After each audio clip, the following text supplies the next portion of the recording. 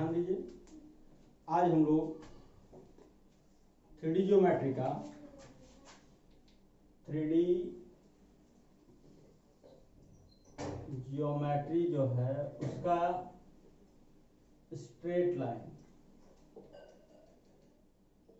के बारे में हम लोग पढ़ रहे हैं। स्ट्रेट लाइन में हम लोग पिछले क्लास किस चीज के बारे में हम लोग चर्चा किए थे?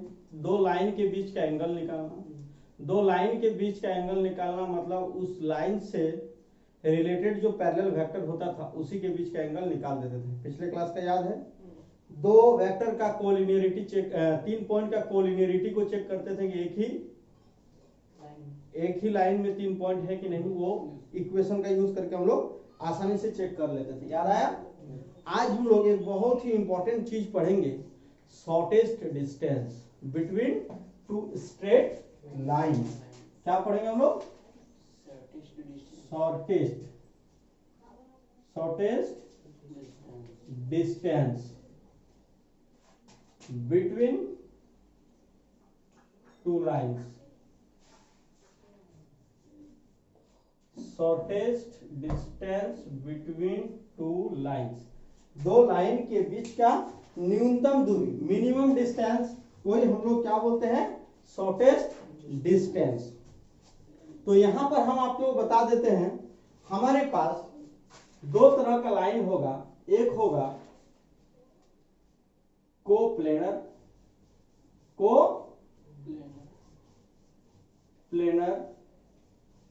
लाइंस और होगा एस्क्यू लाइंस। दो तरह का लाइंस होगा। एक्चुअल में जो लाइन कोप्लेनर होंगे, कोप्लेनर लाइन मतलब जैसे कोलिनियर पॉइंट्स किसको बोलते हैं? जब वो 3 पॉइंट एक ही लाइन में हो तो 3 गो पॉइंट क्या कहलाता है? कोलिनियर। तो कोप्लेनर मतलब समतलीय, समान तल पे। प्लेन मतलब क्या होता है ना? तो एक ही गो तल में जब दो लाइन होगा, एक मार्कर दीजिए। देखिए, हम आपको बता दे रहे हैं कि जब भी ये जैसे हुआ दो लाइन, एक आप प्लेन का अनुभव कीजिए या सोचिए, प्लेन समझ रहे हैं? तो एक प्लेन को आप ड्रॉ कीजिएगा तो इस दोनों से एक प्लेन आसानी से ड्रॉ हो जाएगा। और इस तरह का जो रहेगा तो इस तरह दूर में ही है दोनों, तो एक प्लेन में दोनों नहीं आएगा, एक ही को प्लेन में नहीं आएगा, एक को प्लेन में दोनों नहीं आएगा। तो याद रखिए, जो लाइंस कोप्लेनर होते हैं, जो लाइंस एक ही प्लेन में दोनों लाइंस होंगे, तो या तो दोनों पैरेलल होंगे या तो फिर इंटरसेक्टिंग होंगे। मतलब दोनों या तो कटेगा या तो फिर पैरेलल होगा। क्या होगा? पैरेलल होगा। समझ में क्या बोल रहे हैं? तो जो कोप्लेनर लाइंस होते हैं, तो यहां लिखेंगे कोप्लेनर लाइंस, तो एक ही लाइन में रहने वाले, एक ही प्लेन में रहने वाले लाइंस को कोप्लेनर लाइंस कहते हैं। और कोप्लेनर लाइंस जो होते हैं वो क्या करते हैं?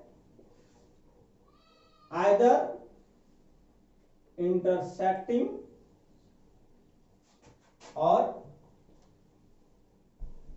पैरेलल। कोप्लेनर लाइंस क्या होते हैं? या तो कटेंगे एक दूसरे को या तो फिर पैरेलल होंगे। और एस्क्यू लाइंस क्या होंगे? बस जो कोप्लेनर नहीं है वो कहलाता है एस्क्यू लाइंस, है ना? नॉट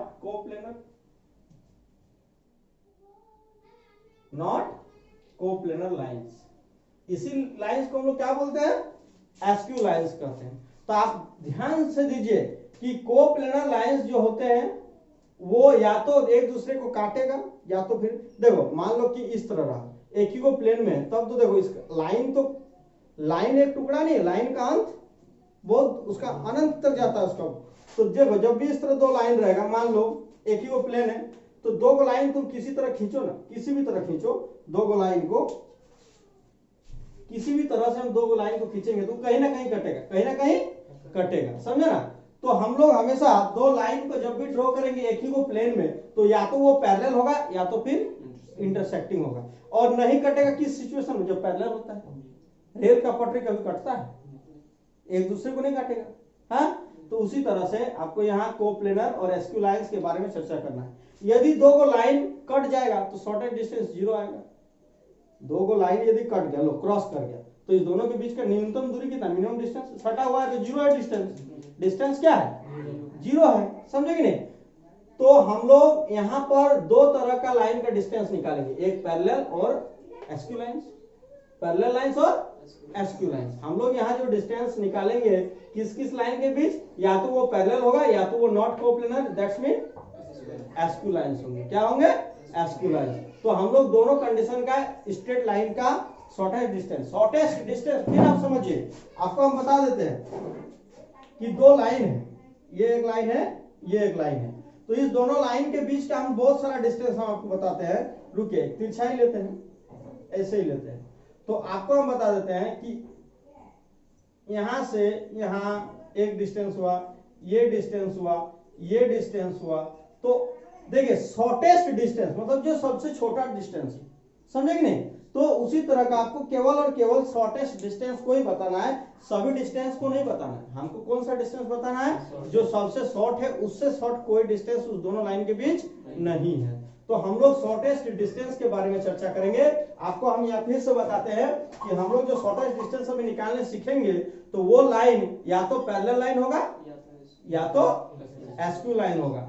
ये पैरेलल लाइन मतलब देखो दुनिया में दो चीज होगा, या तो वो कोप्लेनर होगा या तो फिर नॉट कोप्लेनर होगा। तो यदि कोप्लेनर होगा तो पैरेलल होगा, क्या है कि इंटरसेक्टिंग होने पर डिस्टेंस निकालने की जरूरत ही नहीं है, समझे कि नहीं। और एसक्यू लाइन नॉट कोप्लेनर। तो हम यहां बारी बारी लिखाते हैं, देखिए if r equal to r1 plus lambda m1 and r equal to r2 plus mu m2, r2 straight line, r2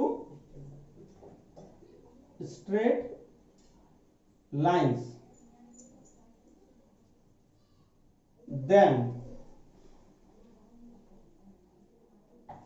shortest distance between first and, इसको इक्वेशन 2 मान लेते हैं, फर्स्ट एंड सेकेंड इज, देखो जो होगा एस डी, इसको shortcut में किससे डिनोट करेंगे, एस डी। तो इसमें जो फॉर्मूला होगा देखिए R2 minus R1 dot M1 cross M2 by mod M1 cross M2। बस ये खाली फॉर्मूला याद रखना है। और याद रखना provided M1 not equal to lambda या दूसरा कुछ ले लेते हैं, T ले लेते हैं M2 वेक्टर। मतलब M1 और M2 एक दूसरे के रूप में जैसे लिखा नहीं जाना चाहिए। यदि M1 और M2 एक दूसरे के रूप में लिखा जाएगा मतलब दोनों पैरेलल होगा। यदि M1 और M2 पैरेलल होगा तो फिर ये दोनों भी पैरेलल हो जाएंगे। M1 और M2 यदि पैरेलल होगा तो इक्वेशन 1 और इक्वेशन 2 भी क्या हो जाएगा, पैरेलल लाइन हो जाएगा। तो ये फॉर्मूला केवल और केवल एसक्यू लाइंस के लिए है। ये फॉर्मूला किसके लिए है, एसक्यू लाइंस के लिए है। और उसके लिए फिर से अलग से फॉर्मूला याद रखा जाएगा। तो ये फॉर्मूला आपका किसके लिए हो जाएगा, एसक्यू लाइन। अब यहीं पर लिख देते हैं पैरेलल के लिए, है ना। और फॉर पैरेलल लाइंस, तो पैरेलल लाइंस में याद रखें कि M1 और M2 या तो बराबर रहेगा या तो 2 गुना रहेगा, 3 गुना रहेगा। हाँ, तो यहां पर आप जो SD निकालेगा इस कंडीशन में तो आपको फॉर्मूला देना पड़ेगा R2 माइनस R1 डॉट, यहां M1 लीजिए चाहे M2 लीजिए, कोई एगो ले सकते हैं। तो M2 लीजिएगा तो दोनों जगह M2, M1 लीजिएगा तो दोनों जगह M1। सॉरी यहाँ पर क्रॉस प्रोडक्ट होगा, यहाँ पर क्या होगा, क्रॉस प्रोडक्ट। याद रखिए कि क्रॉस प्रोडक्ट के बाहर में मोड है, मतलब क्रॉस प्रोडक्ट करने के बाद इसका मॉडुलस वैल्यू लेना है हम लोग, है ना। ये हम लोग को निकालना है।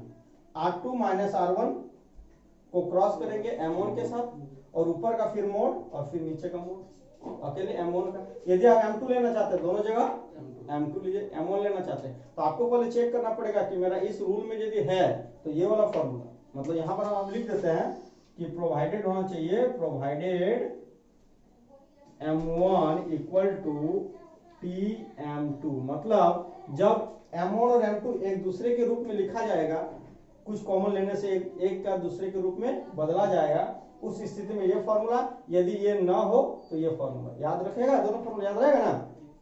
इस दोनों से हम दो लाइन के बीच का क्या निकाल सकते हैं, शॉर्टेस्ट डिस्टेंस।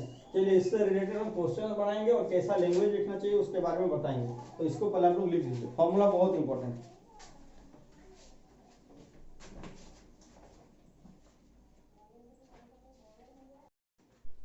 देखो हम लोग का एग्जाम में भी इसी तरह से क्वेश्चन रहेगा, 6 मार्क्स का। कितना मार्क्स का, 6 मार्क्स का, सबसे हाईएस्ट मार्क्स का क्वेश्चन मिलता है सब।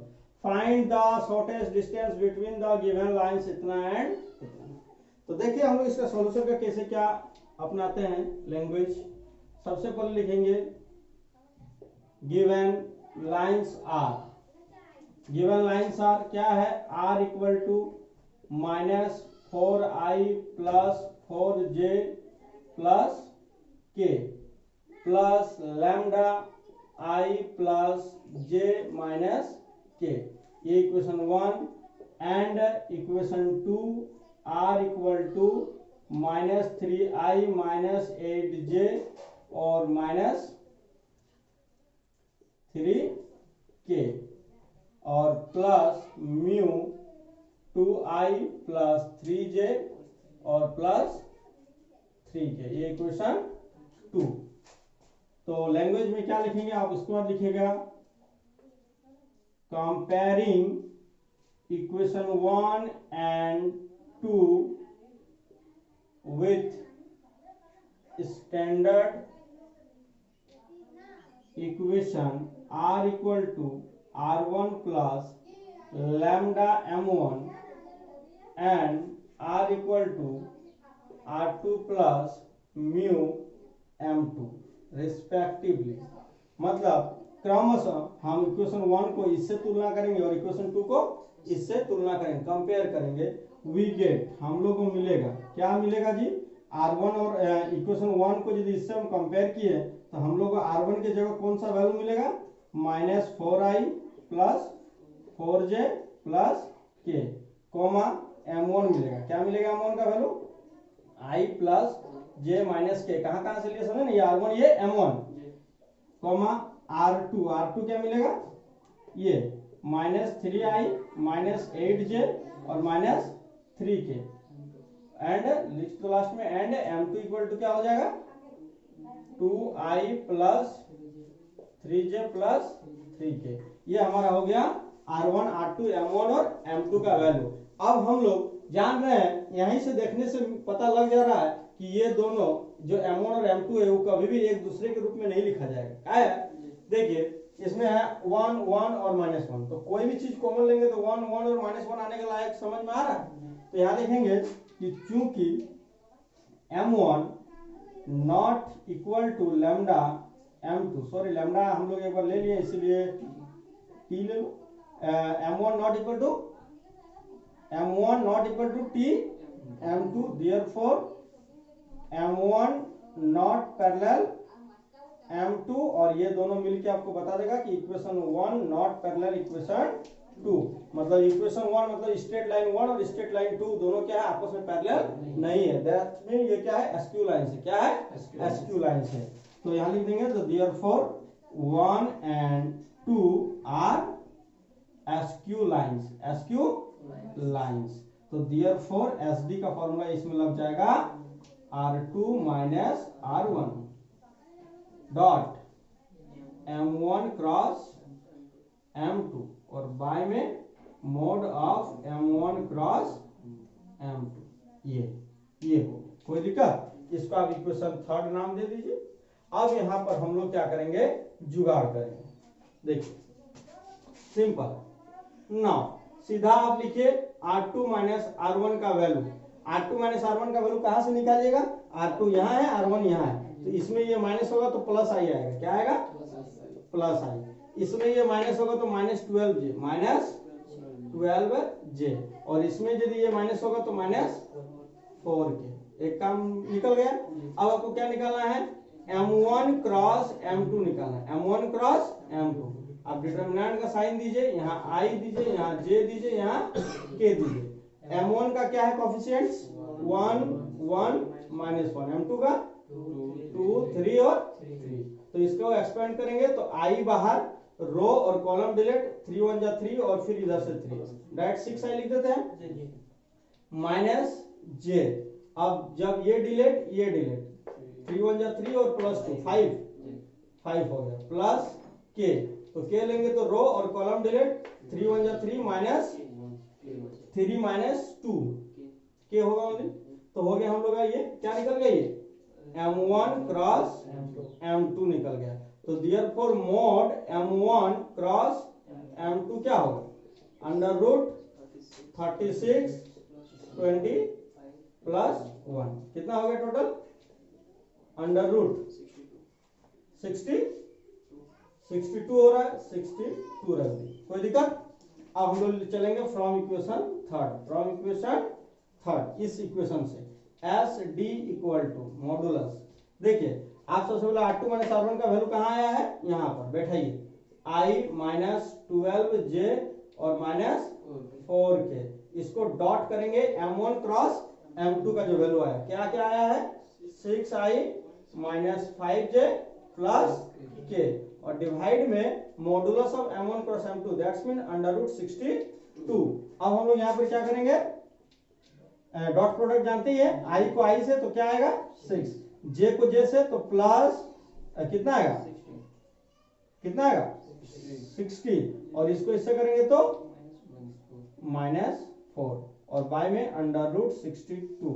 तो आप देख रहे हैं कि 60 और 6, 66 में 4 गया तो 62, तो अंदर ऊपर आया 62 बाय √62, तो कटेगा तो क्या बचेगा, √62, इतना यूनिट, मतलब इतना यूनिट है दोनों लाइन के बीच का शॉर्टेस्ट डिस्टेंस। समझ में आया ना, समझ में आया सारा। याद रखिएगा कि नेगेटिव आएगा तब भी हम इसको पॉजिटिव में लिखेंगे, क्योंकि ये जो मोड दिया बड़ा सा वो आपको नेगेटिव वैल्यू को पॉजिटिव बना देगा। तो दो लाइन के बीच का शॉर्टेस्ट डिस्टेंस वैल्यू आराम से निकाल सकते हैं। सोचिए कि आज 5 साल पहले से हर साल इस क्वेश्चन का देता है, भले ही डाटा चेंज कर देता है, हर साल 6 मार्क्स में देता है। ये कमजोर से कमजोर बच्चा कितनों पढ़ने में वो इंटरेस्टेड ना हो मैथ पढ़ने में, फिर भी वो इस क्वेश्चन को चाहेगा तो एक फार्मूला की सहायता से आराम से बना लेगा। इसमें स्ट्रेट लाइन का कुछ यूज नहीं है, सारा कुछ वेक्टर का है।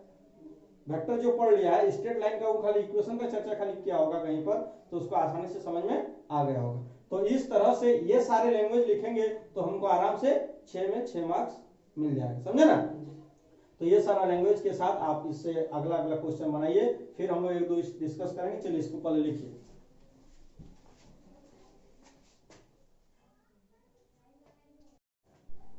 देखिए जैसे हम लोग अभी स्टैंडर्ड इक्वेशन से हम लोग शॉर्टेस्ट डिस्टेंस निकालने का सारा लैंग्वेज, रूल, प्रोसेस और एक क्वेश्चन को सॉल्व करके भी हम लोग सीख गए।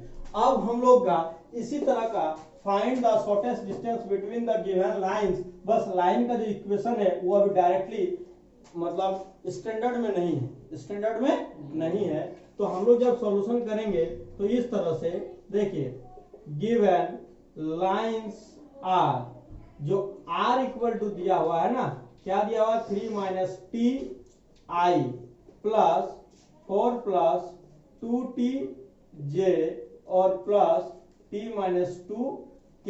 तो देखिए इस i को मल्टीप्लाई कीजिए तो क्या होगा, 3i - ti होगा।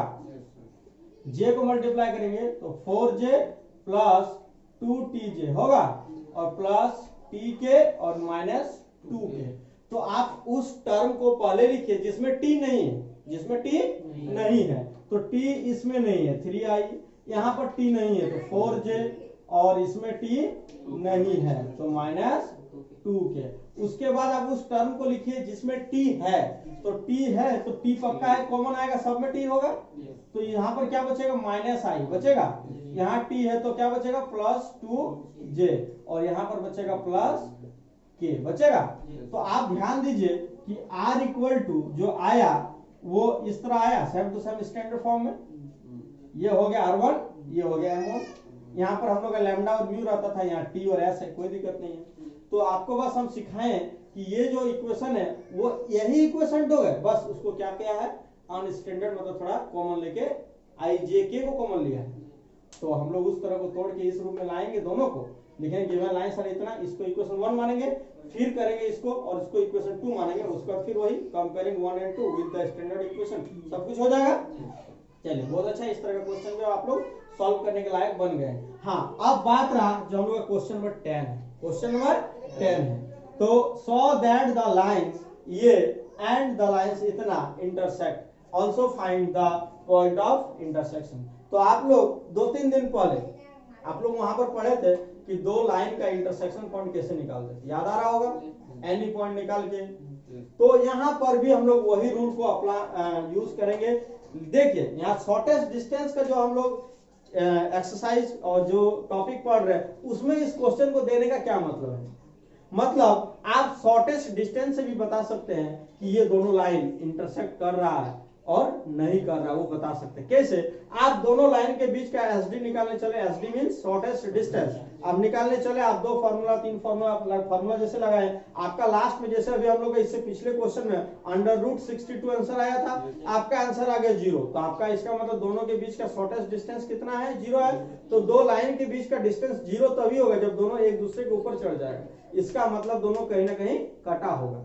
तो आप शॉर्टेस्ट डिस्टेंस से भी आप दिखा सकते हैं, लेकिन वो बहुत ही लेंदी, बहुत ही लॉन्ग, बहुत ही ज्यादा समय खाने वाला क्वेश्चन हो जाएगा और मेथड हो जाएगा। इसीलिए आप इस मेथड को छोड़िए, बस आप तो माइंड में ले ही लिए कि शॉर्टेस्ट डिस्टेंस से भी हम लोग जान सकते हैं कि वो इंटरसेक्ट कर रहा है कि नहीं कर रहा है। तो कैसे जानिएगा? यदि शॉर्टेस्ट डिस्टेंस 0 आ गया, हम थोड़ा सा यहाँ हिंट दे देते हैं कि if SD equal to 0 then first and second intersect each other.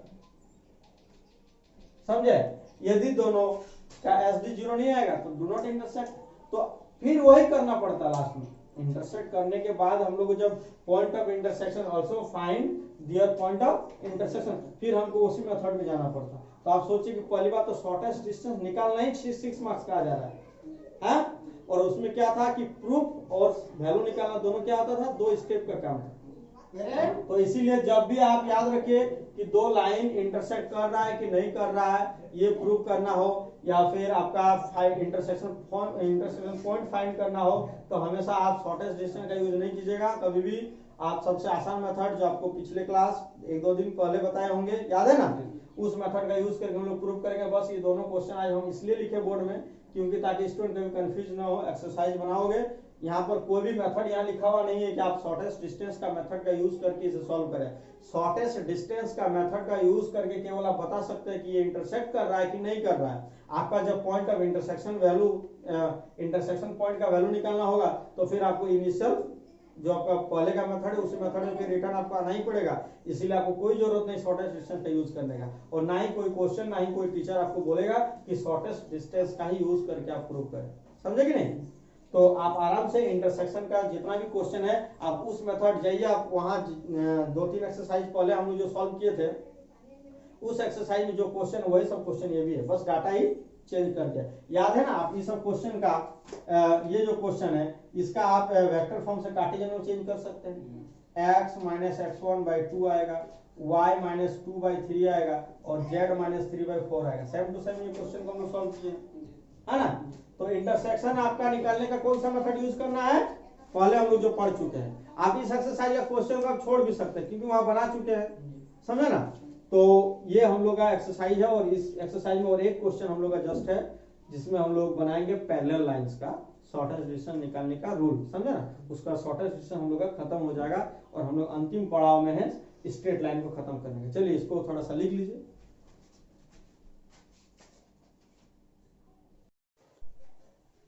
देखिए अब हम लोग शॉर्टेस्ट डिस्टेंस के और एक क्वेश्चन पे हम लोग चर्चा कर रहे हैं। क्या बोल रहा है कि find the shortest distance between the lines L1 and L2 whose vector equations are इतना एंड। तो आप इस इक्वेशंस में क्या चीज गौर कर रहे हैं अभी भी कि ये जो हो M1 और ये जो है M2 क्या है, दोनों इक्वल है। और दोनों इक्वल हो गया मतलब दोनों एक दूसरे के रूप में लिखा गया m1 इक्वल टू m2। तो इसका मतलब m1 और m2 क्या है, एक दूसरे का पैरेलल है। और पैरेलल होने पर बस और बस केवल फॉर्मूला चेंज हुआ है, बाकी सब सेम लैंग्वेज। फिर भी हम लोग एक बार सॉल्व करते हैं। चलिए सॉल्यूशन, ये 6 मार्क्स का आता है, पैरेलल भी आया हुआ है बहुत बार और एसक्यू लाइंस भी बहुत बार आया हुआ है। तो यहाँ पर हम लोग लिखेंगे सॉल्यूशन में गिवन लाइंस है, given lines are equal to क्या है, i plus 2j, i plus 2j plus lambda 2i plus 3j plus 6k, इसको equation 1, and r equal to 3i plus 3j minus 5k plus mu 2i plus 3j plus 6k, इसको equation 2 मानेंगे।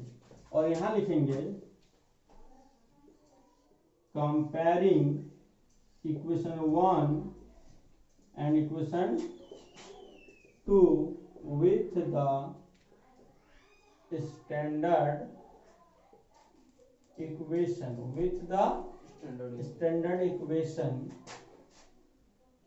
r equal to r1 plus lambda m1 and r equal to r2 plus mu m2 respectively. क्या है, respectively. We get, हम लोग को मिलेगा, क्या मिलेगा, r1 इक्वल टू, r1 का वैल्यू क्या है जी, i plus 2j, comma r2 equal to, r2 को पहले लिख लेते हैं, 3i plus 3j minus 5k, comma m1 equal to, m1 कितना है जी, ये है 2i plus 3j plus 6k, and m2 वो भी वही है 2i plus 3j plus 6k। तो देखिए लिखे यहाँ कि चूंकि यहाँ m1 इक्वल टू m2 हो रहा है, तो देयरफॉर m1 पैरेलल m2 होगा, और ये इंप्लाई करके क्या देगा, इक्वेशन 1 पैरेलल इक्वेशन 2 देगा। तो देयरफॉर SD जो यहाँ होगा फॉर्मूला वो होगा R2 माइनस R1 को क्रॉस करेंगे M1 या M2, एक ही चीज है, और बाय में मोड M2। चलिए आप इस फॉर्मूला को इक्वेशन 3 मानिए, आप उसका जुगाड़ में लग जाइए। नौ आपको क्या करना है, सबसे पहले R2 माइनस R1 का वैल्यू निकालना है। तो आपका R2 यहाँ पर है, R1 यहाँ पर है, तो 3i में आई गया तो 2i, फिर 3j में 2j गया तो प्लस j, और लास्ट में तो बस ओनली माइनस 5k रहेगा, माइनस 5k हो गया।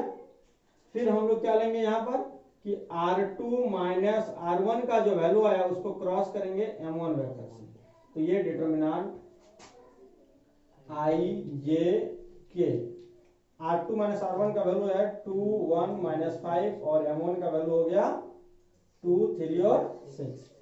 तो ये वैल्यू मेरा कितना होगा, i बाहर, रो कॉलम डिलीट, 6 का 6 और 5 का 15 प्लस, तो 21 हो गया, plus j, sorry minus j लेते हैं, कितना लेते हैं, माइनस j। तो ये रो ये कॉलम डिलीट, इसको इससे करेंगे, 12 हो गया और ये 10 हो गया, प्लस 22 हो गया, तो माइनस 22 प्लस k में ये डिलीट 3 2 जा 6 और माइनस 2 4 हो गया, ये हो गया मेरा इतना। तो देयरफॉर हमको किसका दरकार है, एक बार मोड का भी दरकार है इसका, R2 minus R1 cross M1, इसका भी मोड, तो इसका मोड अंडर रूट क्या होगा, 21 का स्क्वायर कितना होगा, करो 4 4 1 4 4 1, ये है ना, प्लस 22 का स्क्वायर कितना आ रहा,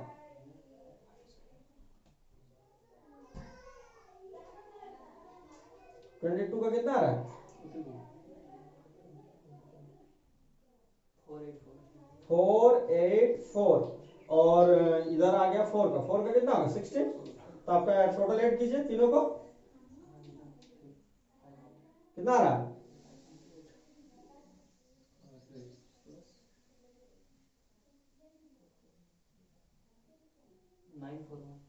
941। अब इसका आप फैक्टराइजेशन मेथड से आप इसका रूट को लिख सकते हैं, तो इतने हम लोग अभी छोड़ते हैं। और इसका मोड m1, और क्या करना है? Mode m1। तो m1 का मोड कितना है? m1 मतलब हो गया डायरेक्टली ये, तो इसका मोड कितना होगा? √2 का स्क्वायर 4, 3 का स्क्वायर 9 और 6 का स्क्वायर 36। ये हो गया तुम्हारा 7। क्या हो गया? 7 हो गया। बस फ्रॉम इक्वेशन लिखेंगे therefore from equation 3 SD equal to क्या हो जाएगा? मॉडुलस ऊपर √941/7। इतना यूनिट आंसर है ना?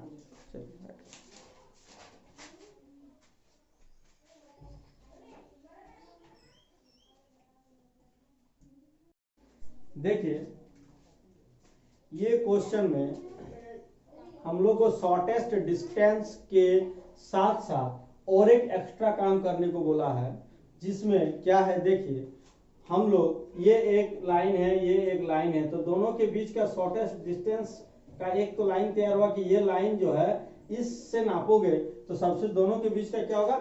न्यूनतम दूरी आएगा, मतलब शॉर्टेस्ट डिस्टेंस आएगा। तो हालांकि जो शॉर्टेस्ट डिस्टेंस दोनों हम लोग कहीं जाते हैं दो जगह के बीच शॉर्टेस्ट डिस्टेंस निकालते कि नहीं, कि चलो यहाँ से तुम जाना चाहते हो जोधाड़ी मोड़, तो शॉर्टकट रास्ता बताओ।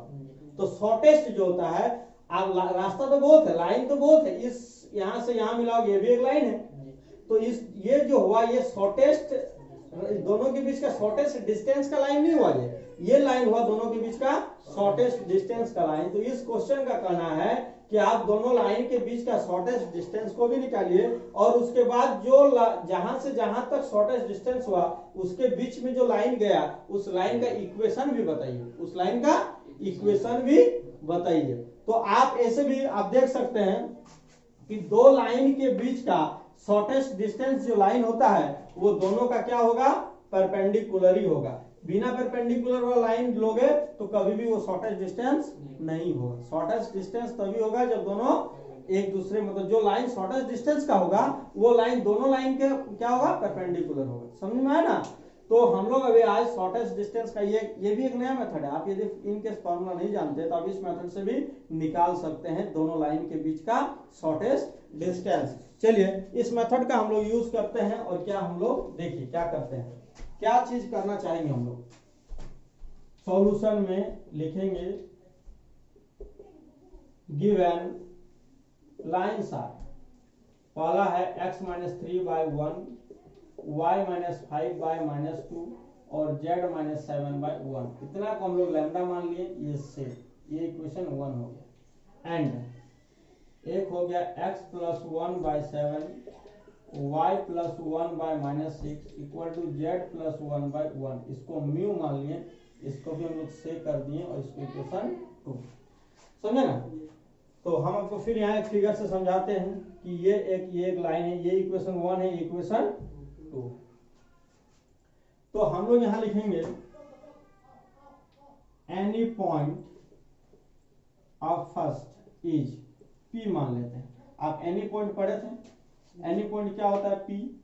देखो इसको इससे मल्टीप्लाई करेंगे तो λ+3 -2 λ+5 और λ+7, यही उसका एनी पॉइंट हुआ। मतलब लैम्डा का वैल्यू कुछ भी रखेंगे वो पॉइंट जो आएगा वो इसी का एक पॉइंट होगा, वो इसी का एक पॉइंट होगा। मतलब लैम्डा का हर एक वैल्यू के लिए ये P जो होगा वो यहीं कहीं पर होगा, यहाँ होगा। लैम्डा का अलग अलग वैल्यू के लिए P अपना जगह बदलते रहेगा, P अपना जगह बदलते रहेगा।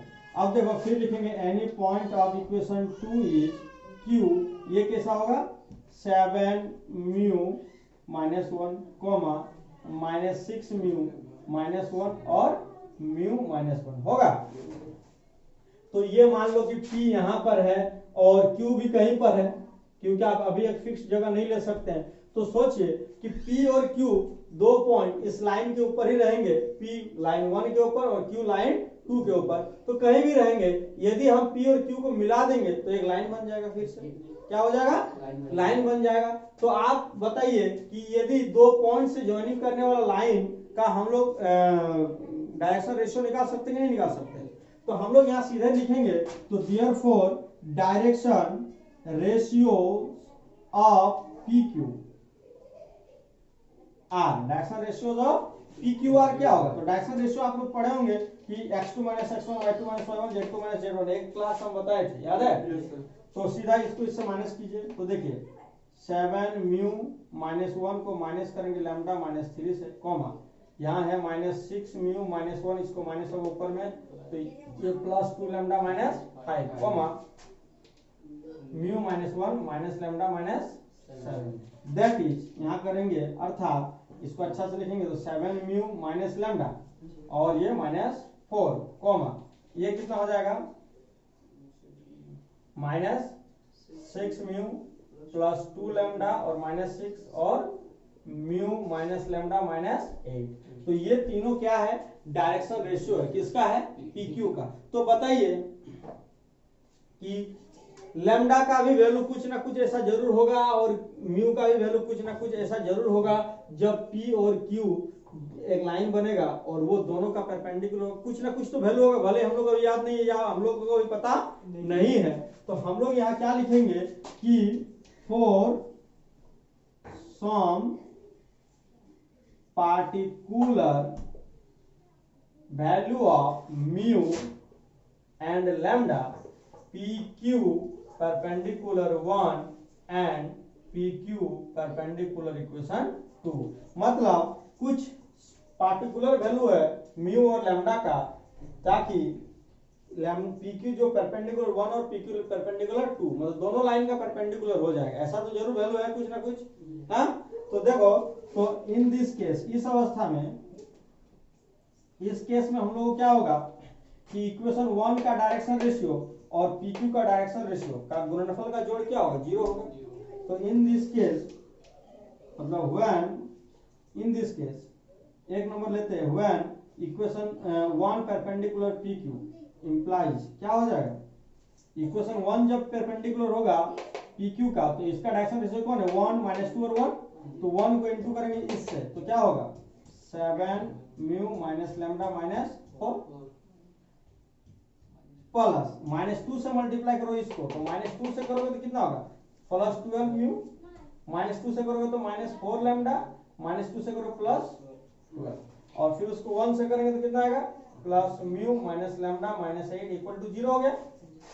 अब टोटल का ऐड कीजिए, 12 और 7 कितना हो गया, 12 7 19, 19 और 1 20, कितना होगा 20 म्यू, क्या होगा 20 म्यू, और लैम्डा और यहाँ 4 लैम्डा कितना हो गया 5 लैम्डा, और यहाँ 1 लैम्डा -6 लैम्डा, और इधर -4, ये और ये मिलके इसको काट देगा, तो बचा क्या 0, क्या बचा 0। आप चाहते हो 2 कॉमन ले लीजिए, तो 10 म्यू और -3 लैम्डा इक्वल टू 0 हो जाएगा।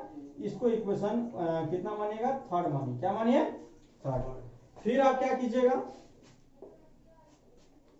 इसी तरह से कि केस 2 में, क्या में, केस 2 में when PQ perpendicular equation 2, then क्या हो जाएगा, 2 का जो डायरेक्शन कोसाइन है, 2 का सॉरी डायरेक्शन जो रेशियो है वो PQ का डायरेक्शन रेशियो के साथ प्रोडक्ट करके सम करेगा तो क्या मिलेगा, 0 मिलेगा।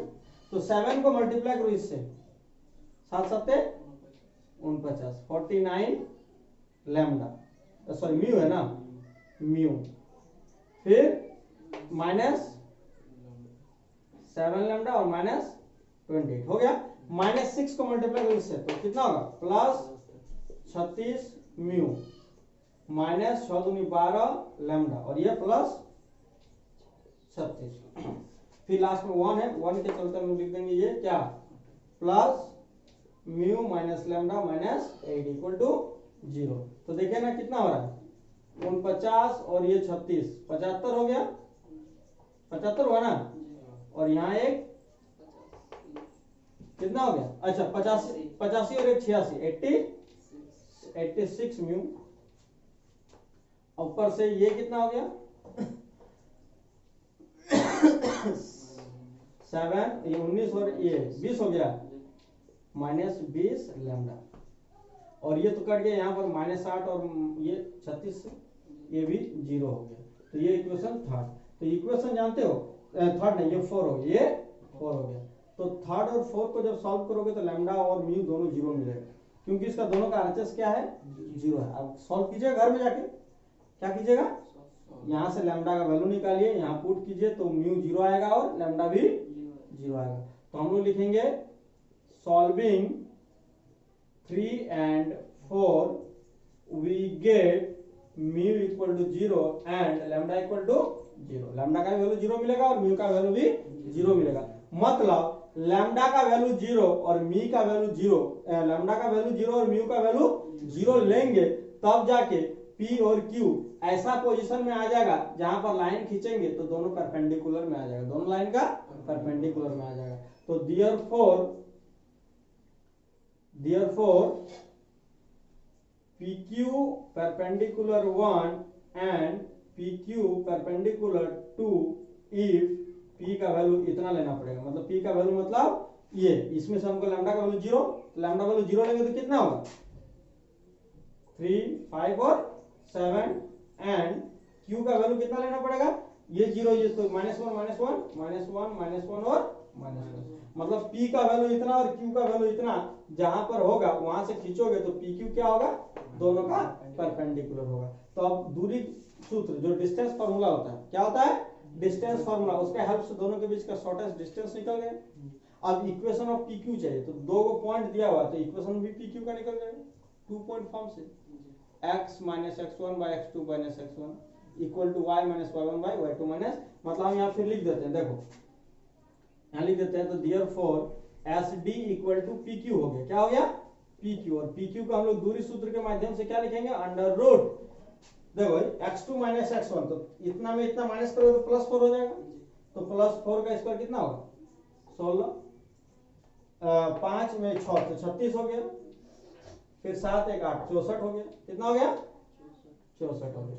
तो कितना हो गया? 64 और 36 116 होगा, अंडर रूट 116। देखे ना, 116 ही इसका क्या होगा? शॉर्टेस्ट डिस्टेंस हो गया।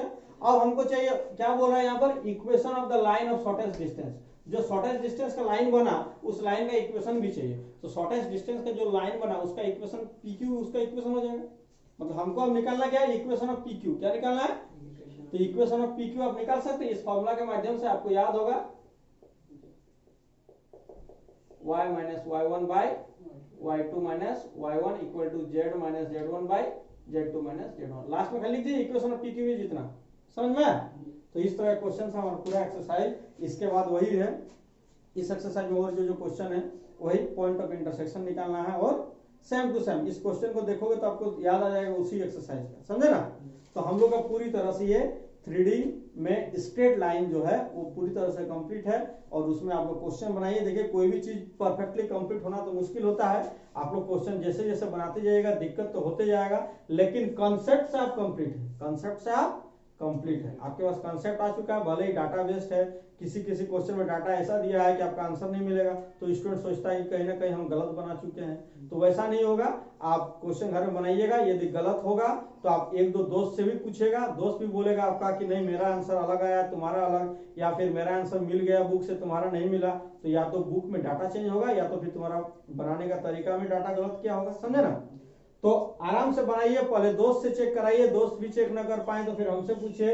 यदि मेरा एक्सपीरियंस के अंदर से वो है तो हम जरूर बता देंगे कि ये डाटा मिस्टेक क्या हुआ है, समझे कि नहीं? तो आप बनाने का रूल आप लोग का कंप्लीट हो चुका है। और हम लोग अगले क्लास स्ट्रेट लाइन खत्म होके हम लोग अगला जो है द प्लेन स्टार्ट करेंगे। वो और इजी टॉपिक है, लेकिन एग्जाम में ज्यादातर स्ट्रेट लाइन से ही क्वेश्चन आता है। ज्यादातर, ये नहीं बोले कि हर साल इसी से आता है, ज्यादातर स्ट्रेट लाइन से आता है। कभी कभी आपका प्लेन से भी एग्जाम में क्वेश्चन पूछा है। तो अगले क्लास हम लोग प्लेन जब पढ़ेंगे उससे पहले आप एक बार स्ट्रेट लाइन को शुरू से लेकर लास्ट तक रिवीजन कीजिए। और फिलहाल लॉकडाउन चल रहा है तो आप लोग के पास टाइम भरपूर है, आप 24 घंटा में हमको लग रहा है पूरा एक बार देख के कहीं छूटा है क्या कोई क्वेश्चन, अगले क्लास पूरा इसका फेयर कॉपी चाहिए, पूरा 3D का, जो 3D में जो स्ट्रेट लाइन है पूरा का फेयर कॉपी सारा स्टूडेंट को सबमिट करना है, समझे ना। एनी हाउ अभी तुम अभी जाओ, अभी से लग जाओ घर में, 24 घंटा के अंदर आपको 22 घंटा भी तो बचेगा, उसमें आप इसको फेयर कॉपी बना के लाइए। चलो ठीक, डाटा मिस्टेक है एक आध गो में।